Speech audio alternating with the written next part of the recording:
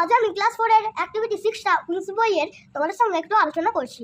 এখানে দেয়াই রয়েছে, আমি তবুও তোমাকে একটু বলে দিই। আমি আগে থেকেই এগুলো করে রেখেছি।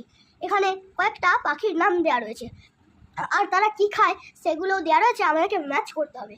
তো বলে দিই: ডাক, snails, aquatic plants and grains, parrot, fruit, grains and grasshopper, owl, insect and mice, eagle, prey on small animal like rat, chick, snake, fish and squirrel, bulbul, weeds, vegetables, grains, worms, crane, fish, crow, garbage and dead animals, vulture, dead animals, moina, berries and insects, peacock, snakes।